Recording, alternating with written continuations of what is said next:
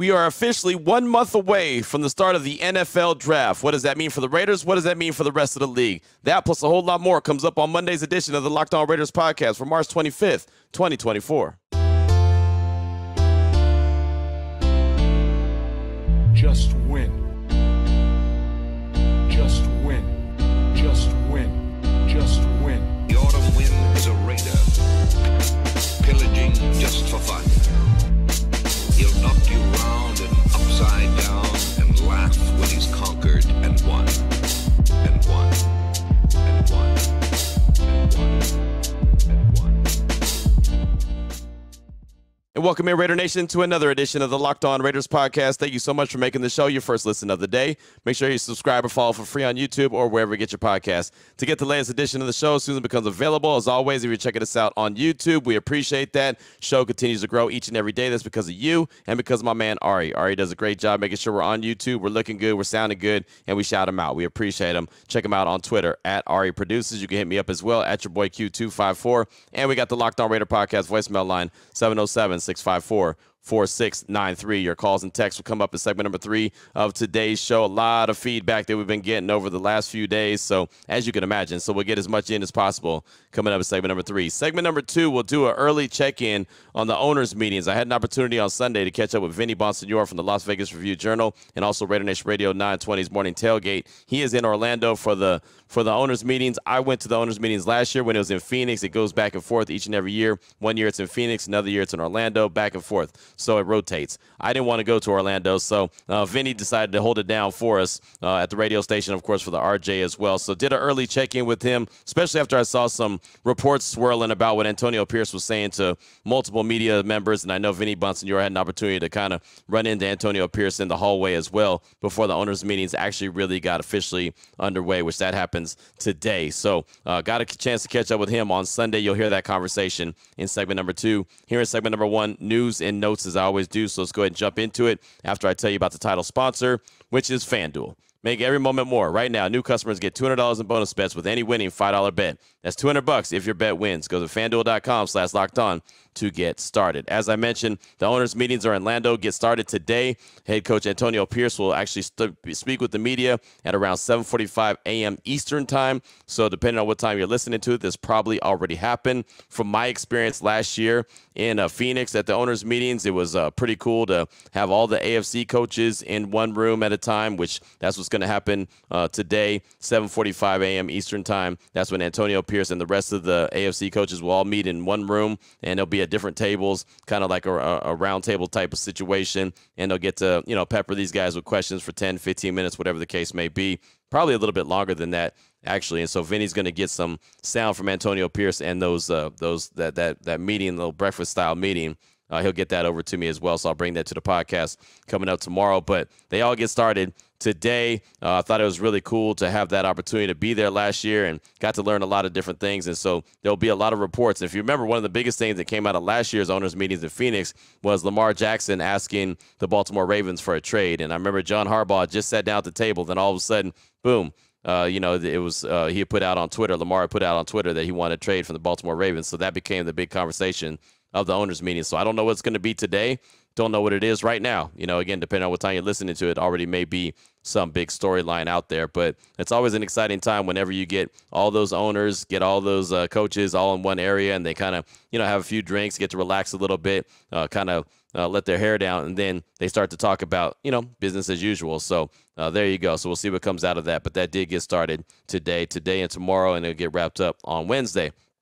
Also, NFL.com has a piece out on Antonio Pierce and the Raiders quarterback position right now. And the headline says, Antonio Pierce, Aiden O'Connell earned right to compete for starting role even as Raiders consider drafting the quarterback. And then one of the big, quotes in the article that a lot of people are taking and running with, I'm seeing on social media, well, you can't have 2 quarterbacks on the roster, right? So we know we have to add some. That's what Pierce said on Sunday in an interview with NFL Network Steve Weich from the annual league meeting. The next wave is the draft, so we'll see. Then he goes on to say a little bit later on in the article, I got Tom Telesco in there, got the magician. Figure out he's got something up his sleeve. He's done it for a long time. I got a lot of trust in him. I think he's seen it wherever he's been. Peyton Manning, Andrew Luck becomes a GM with the Chargers, Philip Rivers, Justin Herbert. So he knows something about quarterbacks. So I'm going to let him figure it out. So that was just a little bit of the piece that was put out on NFL.com with Antonio Pierce talking about the quarterback position. Steve Weiss from NFL Network, he tweeted out, "We'll be playing this entire interview Monday on the NFL Report, 7 p.m. Eastern. We tackle the Raiders quarterback situation and a lot more." And Antonio Pierce keeps it all the way 100, 100, 100. So there's that. So that's, obviously that conversation, even though a lot of us think that, the Raiders trying to get up to that number 2 spot is pretty much done deal, just because we know what the 1, 2, and 3 spot look like with Chicago, Washington, New England. Dan Quinn has been on record as saying that they're fielding calls. That doesn't mean that they're going to go ahead and make a trade, but they are fielding calls. There's been teams that have inquired about that number 2 spot. I saw him quote a Herschel Walker trade, and we all remember that the Herschel Walker trade is what really got the Dallas Cowboys, really got their dynasty rolling. So you don't want to be on the wrong end of that Herschel Walker trade, and I'm sure that Tom Telesco is smarter than that, but clearly there's no doubt about it that that the Raiders are at least going to try everything that they have to be able to get up to that spot to go get their quarterback. We all know that is that's Jaden Daniels. There's no doubt about it. Again, don't know if they can get up to that spot to go get him, but there's no doubt that they're actually going to try to go get him. I go back to the scouting combine when AP told Vinny and kind of looked at all of us around the room, said, "You guys all know me, man. I'm a go-getter."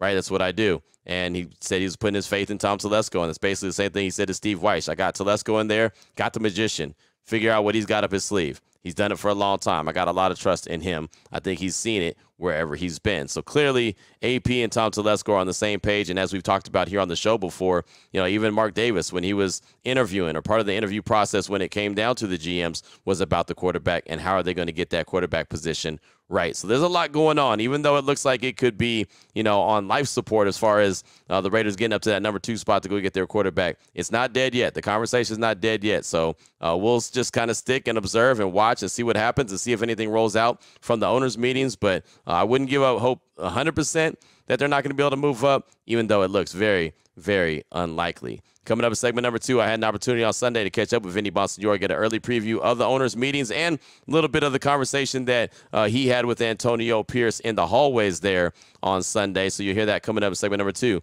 of today's Locked On Raiders podcast. We'll get to that after I tell you about the title sponsor of the show, which is FanDuel.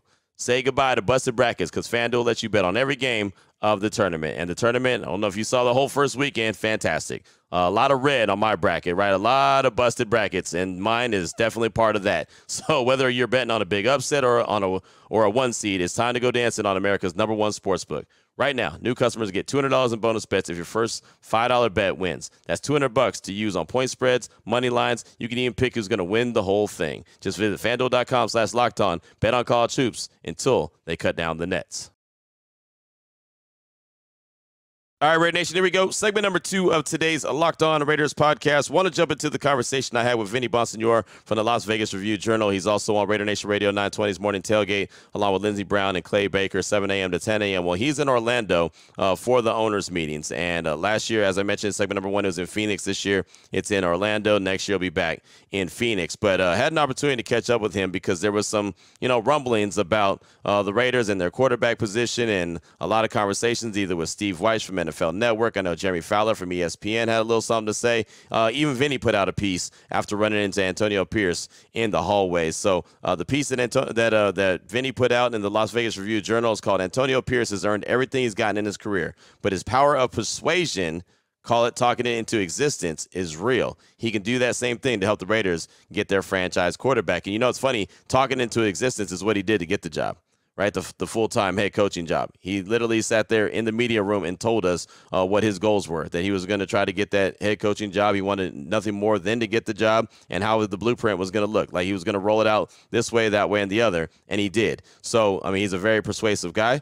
He's a guy that's found success at all levels. Right, obviously, as a player, did at the highest level, winning a Super Bowl, and gave the Raiders real identity and real life the second half of 2023 as they went 5-4 down the stretch as he was taking over as the coach starting on November 1st. So let's go ahead and jump into the conversation with Vinny Bonsignore again. Caught up with him on Sunday as he was in Orlando, and I just started off the conversation talking about the piece that Vinny put out about Antonio Pierce has earned everything he's got in his career, the power of persuasion, and basically said, hey, it sounds like the Raiders are going to do everything that they can to try to attempt to go get their franchise quarterback. Yeah, I think big time. That doesn't guarantee anything because you still have to, that power of persuasion means that they're going to have to talk somebody out of giving up a pick that they're going to have to get the quarterback that they want, whether that's, Jaden Daniels or Drake May, JJ McCarthy.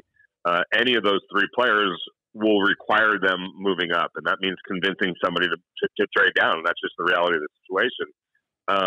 But I do think that they are looking to do that, and I think we both know the quarterback that's probably at the top of their list, and that's Jaden Daniels. And for obvious reasons, there's a connection there with Antonio Pierce, and I believe that he believes he's a difference-making caliber quarterback potentially, and I think he knows that you have to have that to win at the highest level, and that's no disrespect to Aiden O'Connell or to Gardner Minshew. They have their place as well, and in a perfect world, one or both or either one will take the Raiders where they want to go. But likelihood of that happening, you know what I'm saying? Like I think they need better, and I think Antonio knows that they need to get better at that position. And I think that for those reasons, he's pushing for the Raiders to go get that better quarterback. Whether that happens or not, it takes two to tango, so we'll see. Yeah, there's no doubt. I mean, there's nothing that's guaranteed, but, it's just, to me, I saw the article that was out about, Dan Quinn and the Commanders are fielding calls for that number 2 spot. We were at the Combine in Indianapolis together when we were told that the Raiders have to get to that number 2 spot if they want Jaden Daniels. It feels like that they're going to put a full court press to try to get there. But again, Vinny, that doesn't mean that they're going to get there. No, I agree, and it wouldn't be for a lack of trying, and I do think that the Raiders may have a surprise or two up their sleeve before all this is said and done, and I do think Antonio and look, he's gotten where he's gotten through whether it's talking it into existence or pushing the envelope or the power, whatever you want to call it, it's worked for him, and I think he looks at this the same exact way. If you got to talk it into existence, if you have to keep pushing and prodding to make something happen, that's what he's going to do. And I think that if you're a Raider fan, you like that because I think you agree. You don't get anywhere in this world, let alone trying to find the best quarterback, unless you're just so bad that you're going to sometimes luck into that. But you don't get what you want without rolling the dice sometimes and having the confidence to do that. You know what? It may not work. And I think everybody understands that whoever we're talking about, Caleb Williams, Drake May, Jaden Daniels, it's still kind of a roll of the dice because they still have to prove it at the NFL level. But you can't be scared of what might not happen or what might not work out. If you're convicted that somebody has that kind of potential, you go do what you got to do to go get them, and then let the chips fall where they may and deal with that afterwards. But the first thing you got to do is go get that kind of a player. And the thing about it seems like Antonio Pierce is very confident in Tom Telesco and his ability to go and do everything. I mean, he told us at the Combine in Indy when he said, hey, I'm a go-getter. Now it's up to Tommy to go make the moves. And then we've seen him reference Tom before and say, hey, I'm trusting the magician. He called him a magician. So it seems like they're all on the same page of where they need to be. Yeah, I don't think there's any doubt about that. And I think that Tom also knows that Antonio has a healthy perspective on the short term and the long term. I don't think that even Antonio would be in favor of doing something that's going to maybe jeopardize the future, the long range future. So I think he understands the long range and the short term. I call it the micro and the macro. But I do think that they're at a point right now where they're in a pretty good position from a roster perspective to do something bold, to do something big, and I think for I don't know if other coaches that have coached with the Raiders or general managers have been reluctant to do that or afraid to do that or too worried about what might happen if it doesn't work out. I don't feel like Antonio rolls that way. I think he understands that, however long he's here, he's just going to temporarily hold the position down. That's just how it works. Every team, if you look at the history of every team, and in sports, they've had multiple coaches. Why? Because guys come and they go. That's just kind of the nature of it. You're trying to maximize what you're trying to maximize everything while you're there. And I think that Antonio gets that, understands that, and therefore he has a little bit of bold in him. And even if it ends up costing him his job down the road, which obviously nobody wants to see, he's going to roll that dice because he's confident in himself and okay with the fact that it might not work out, to be too afraid of that aspect of it and be more focused on what happens if it actually works and where would that put the Raiders. Well, I'll tell you, it's obvious that, it takes two to tango. As you mentioned, the Raiders want to get up to the spot where they can go get their franchise quarterback. I did the mock draft here on the Locked On Podcast Network, and I wasn't able to get that up to number 2. I had to pick at 13. I still got a really good player at 13, but I didn't get the quarterback, right, Jaden Daniels, because that's how it shakes out. So, Vinny, in closing, again, the owners' meeting really gets ramped up on Monday morning, 7:45 a.m., I believe, Eastern time. You're going to be talking to Antonio Pierce. What's going to be your focus? Kind of what are you trying to listen for from AP, or what do you even want to ask him to kind of get more clarity on? Yeah, I would like to know what his thoughts are on the quarterbacks. I think he's been digging into it enough to have a pretty good foundation on all of the quarterbacks in this draft. Whether you're talking about Caleb or Jake or Jaden or JJ or Michael Penix or Bo Nix, there's other quarterbacks outside of those quote unquote top 4. I want to talk to him about Christian Wilkins. When we were in Indianapolis, and he pointed this out. That was something that when you talk about talking it into existence, he talked Christian Wilkins into existence. Yep. He wanted and said, we need a defensive tackle, a defensive tackle, because he understands how important that position is to the health of your defense. So his thoughts on Christian Wilkins, I'd like to know what he thinks about the running back room right now and where that's at, the wide receiver room. There's so many things to talk about. But first and foremost, I'd like to know what he thinks about quarterbacks outside of Jason Daniels. Yeah, that's going to be some good stuff, man. Well, I'm excited. Thanks so much. I wanted to get just a little bit of a preview of the owners' meetings going on in Orlando. Last year was in Phoenix. We got to hang out together because I could drive there. I didn't want to fly there, so I let you hold it down by yourself this year. I'm sure you'll do just fine. But have a good time in Orlando. Get all the intel. Bring it back, man. I definitely appreciate you. You got it, man. And next year we'll be back in Arizona. So that was just a preview. I mean, again, the owners' meetings really don't get ramped up and underway until later on today, later on this morning. Again, Antonio Pierce will be speaking with the media around 7:45 a.m. Eastern time. So depending on what time you're listening to this, it probably is already over. Vinny also said he's going to send over a lot of audio. So whatever he gets from that, he's going to send that over, and I'll be able to make sure I have some for the podcast. Of course, have it for the radio station as well. But I'll be able to bring you as much good stuff as I can get from that audio that he sends over, and I'll bring it to the podcast. But clearly there's no doubt about it that the Raiders know what the assignment is. They know that they need to get their franchise quarterback, and they'll exhaust all measures to go ahead and do it. Now, that does not mean at all that they're going to be successful in doing it, but you know for a fact that they're going to try. So take it for what it's worth. Some people don't want to hear the conversation anymore. That's fine. I respect that. But as I mentioned before, until it's all done deal records and there's no way that it's going to happen, it's going to be a part of the conversation. So sometimes you choose to listen. Sometimes you choose not to. Either way, I respect that. It's just kind of what we've got to do. We've got to make sure that we, exhaust all options and all opportunities to talk about what's in front of us and what's going on in front of us in real time. So, again, that's all I got for you for segment number 2 of today's Locked On Raiders podcast, little preview of the owners' meetings with my guy, Vinny Bonsignore. Coming up in segment number 3, your calls and texts. Draft that Locked On Raider podcast voicemail line, 707-654-4693. It comes up next here on the Locked On Raiders podcast. Here we go, Raider Nation. Segment number 3 of today's Locked On Raiders podcast. Your calls and texts. Draft that Locked On Raider podcast voicemail line, 707-654-4693. Let's start things off with P. Weezy in H-Town. That's Houston, Texas. He has an idea about the quarterback position and what he thinks the Raiders could do if they don't get their guy this time around. Here he is, P. Weezy in Houston. Hey, what up, Q? This is P. Weezy calling out of Houston. Been listening to you, man, for a minute. Like the content. Like how you give information on the Raiders, man, but wanted to just give my little 2 cents on the draft and whatnot. I know if we couldn't get our quarterback this draft, then I really will focus on trying to get an offensive lineman. That top pick that everybody's trying to project us to have.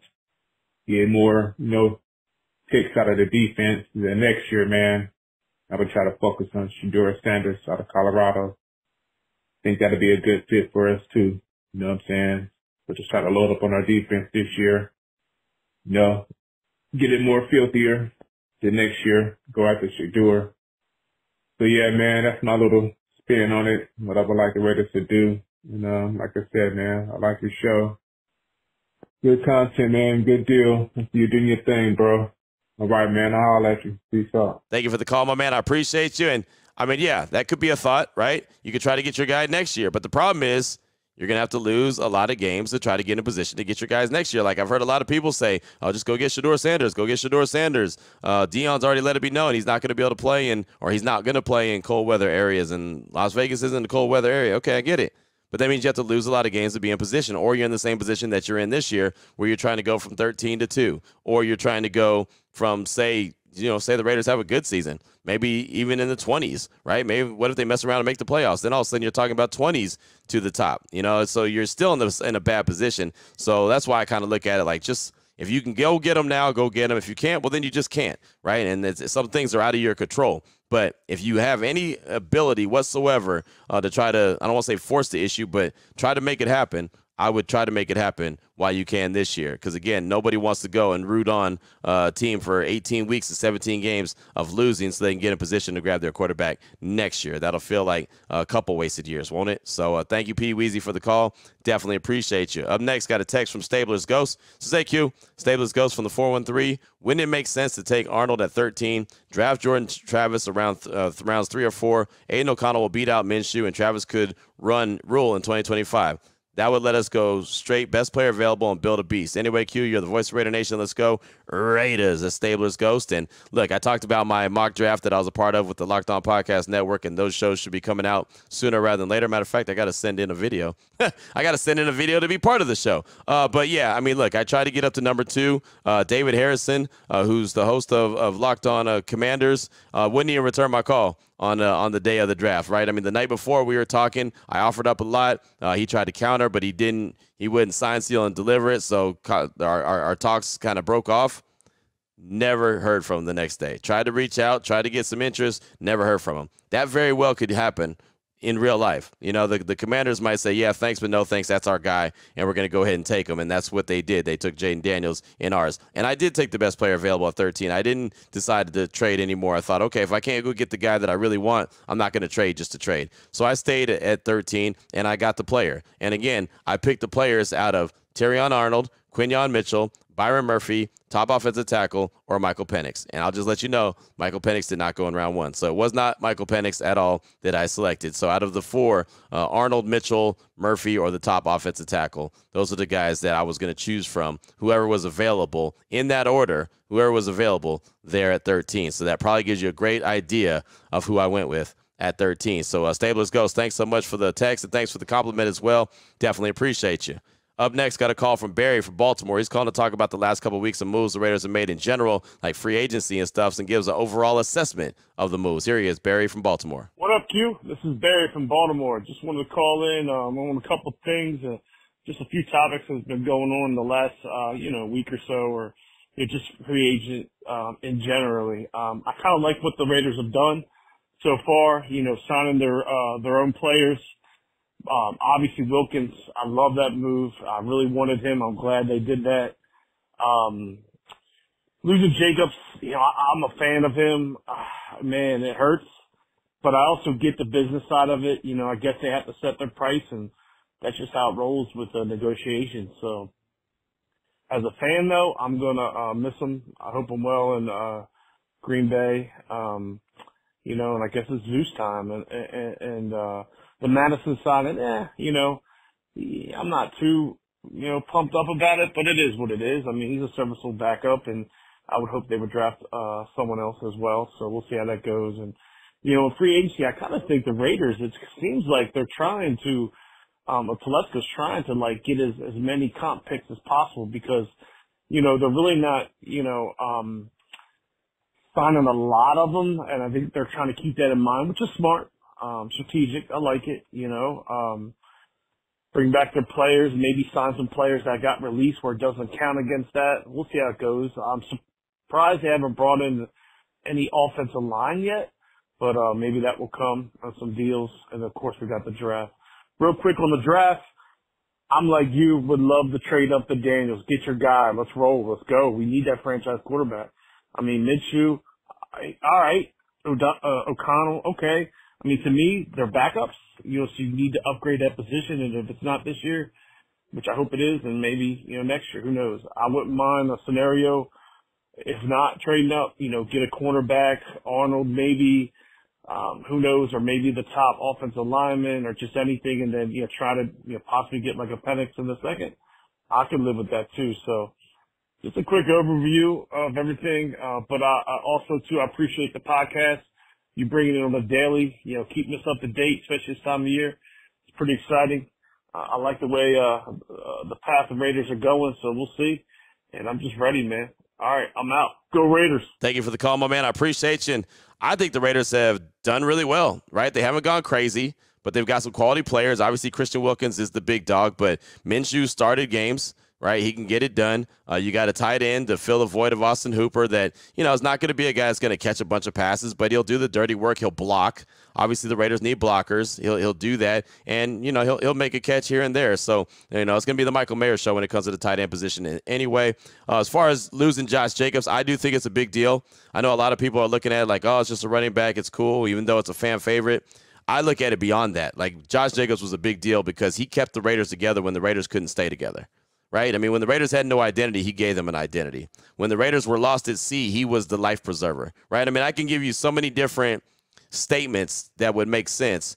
He's a big deal. He's a big loss. He was the leader. Right? And again, I get the business side of it as well, like you are. But I just hate to see JJ go because I think he meant so much to the team more than just 4 yards a carry, if that makes sense. But, Barry, thank you so much. I definitely appreciate you. And, you know, at some point they'll have to get that quarterback situation worked out. Up next, got a text from Jacob in Fresno. It's the 559. He said, after reading the article below, I think I have realistic trade for the number 2 overall pick. And I'll stop right there. The article below was a SI.now article talking about Dan Quinn and the Commanders have been receiving calls for that number 2 overall pick. So he goes on to say in the text, Washington gives us number 2 overall pick. The Raiders give them 2024 first and a third and Colton Miller, 2025 first, 2026 first. Washington needs more now. Raiders need Jaden Daniels. Thayer Munford can move to left tackle. Dalton Wagner can move to right tackle. Sign Dalton Reisner to play right guard. That's from Jacob in Fresno. Thanks so much for the text. I do appreciate that. And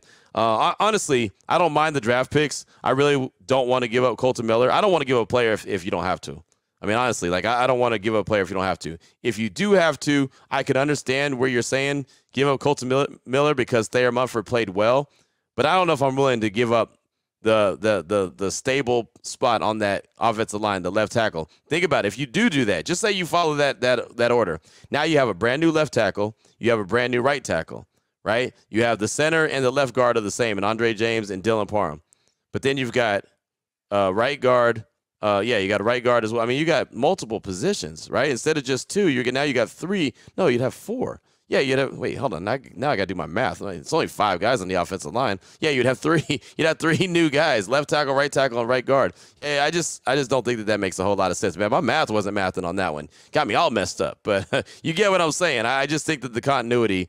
It's very important to hold on to that, especially Colton Miller. If you bring in a brand new quarterback, you want to make sure that blind side is protected. And that's why a lot of people were talking about the right tackle spot if Michael Penix ends up being the Raiders quarterback, if they select him, whether it's at 13, late first round, second round, whatever the case may be, you got to get that right tackle position solidified as well. But thanks so much for that text. I do appreciate you. Up next, got a call from Nathan Glass from Cali. He's calling to share an idea that his friend had about how the Raiders can get up to number 2 in April's draft. And remember, Nathan Glass is not a Raiders fan. He's actually a Steeler fan, but he calls because he listens to the show quite a bit. Here he is, Nathan Glass from Cali. Hey, Q, Nathan Glass from California. This is not my idea. Disclaimer, I'm putting it out there now. This is not my idea. But this is another Raider fan idea, a friend of mine, good friend. This is his proposal to move up to number 2. And actually, he said, I forgot which draft site he used, but mock draft site he used, but it actually, they agreed to it. He was able to get the number 2 pick from Washington. But it had a big cost for the Raiders. So here's the trade. I'm not too sure. I know you guys are going to say hell no, but I even say hell no, but I just want to share it with you guys. Washington gave the Raiders the number 2 pick in exchange for Mad Max Crosby, a number 2 this year, and a number 1 next year. So it was Mad Max this year, a number 2 in 2024, and a number 1 in 2025. And you guys moved up to number 2, grabbed Jaden Daniels. I wouldn't trade Mad Max for nothing, but his excuse was, my friend, that you guys want your quarterback. It's time to swing for the fence. Go get him. You guys can develop another Mad Max. I said, dude, you don't develop a Mad Max like that. Like, those guys come once in a century. Like, you know, he's special. He's like my TJ Watt. I wouldn't trade TJ for nothing. So anyway, so I said, you're a fool, but I said, I'm gonna call my boy Q, and I'm gonna share it with him before he hangs up on me and basically say hell no. But I just wanted to share that with you, Q, and Raider Nation. That's what that's how it happened, and I was able to get number 2. So your thoughts? Thanks for taking my call. Thank you so much for the call and the suggestion from your friend. But tell your friend, Mad Max is the engine that makes everything go. Mad Max is untouchable, right? Mad Max is untouchable. Devontae is pretty close to untouchable. Mad Max is untouchable. Anytime there's a part of the conversation where it's like, yeah, the Raiders can get this number 2 overall pick and go get their quarterback. What needs to go back to Washington? Well, Max Crosby. No, conversation's over. Hang up the phone. It's over. As soon as the name Max Crosby picks up and whatever, you just drop the call. No, never mind. You know, can't hear you, disconnect. Let it go. It's just Max Crosby is not part of the equation at all. There's not one person, including Antonio Pierce, that's going to say, yeah, that's a good idea. Max makes everything go. Max is the leader on that field, right? AP is the head coach, but Max Crosby is the leader of the Raiders, and it's not even close. There's not even someone who's second close, right? I mean, he is that dude. So, yeah, he's not going anywhere. Again, it was a good creative thought, but it was good, creative, and wrong. It's just that simple. So, Nathan, thanks so much for the call. It's good to hear from you, my man. I definitely appreciate you. We'll close out with a text from Cooper from the 541. It says, Q, it's Cooper from the 541 here, a longtime listener. Whatever happened to that new booty song? Thanks for keeping Raider Nation informed and engaged during the long offseason. My question, what is the process that teams go through to evaluate players? If it's what I'm thinking happens to get a player on the team's draft board, evaluations, tapes, interviews, and physicals, why are there so many misses? Looking at the Raiders draft picks in round 1 since 2000, not counting Tyree last year, I count 24 picks. From the 24, I counted only 7 as panning out as successful, 30%. Is this percentage the NFL standard or are the Raiders way off? Where do teams go wrong in the evaluation process? Thanks again for all you do for the nation. That's Cooper from the 541. And thanks for the text, my man. I do appreciate you. And, man, I'll say this. The Raiders, in my opinion, are a long way off. I feel like that they had a ton of misses. I feel like a lot of times teams overthink things. Right? They get the evaluations, they see the breakdowns, and then they think that they're going to be smarter than the room. And I know the Raiders have been guilty of being smarter than the room multiple times. Damon Arnett trying to be smarter than the room. Alex Leatherwood trying to be smarter than the room. Right? I mean, that's just a couple that come in mind immediately. Right? I think Henry Ruggs was good. Like Jonathan Abram, bad pick. That was just a bad pick. Cleve Farrell picked way too high. Right? No disrespect. I like Cleve. Thought he was a good player, but he was picked way too high. Not his fault. That was the Raiders' fault. They overthunk it. Right? They should have gone and got a player that was actually supposed to be picked around that range. I mean, it's just sometimes the board that the Raiders have used, however they do, I mean, I'm not in that room, has just been off. They just have not got good value. They have not picked good players. And it's just unfortunate. That's why when the Raiders are in a position that they are right now, where they could potentially give up multiple first-round picks and maybe get up to that number 2 spot to go get their quarterback, I'm all for it because what have they done with the first-round picks lately anyway? Right? I mean, literally, out of all the first-round picks in the last handful of years, Colton Miller is the only one that's still hanging around. I mean, Tyree Wilson doesn't count from last year just because he's new, right? And he was injured, but he looked like he's got a little bit of promise. But I mean, you won't know anything. We'll have a better idea of Tyree Wilson following this year. But I mean, you go back to when they had all those extra picks. They got Cleve Farrell. They got Josh Jacobs. Obviously, JJ worked out. Jonathan Abram didn't work out. Henry Ruggs is incarcerated. We get that. You know, that's a sad situation, but he did that.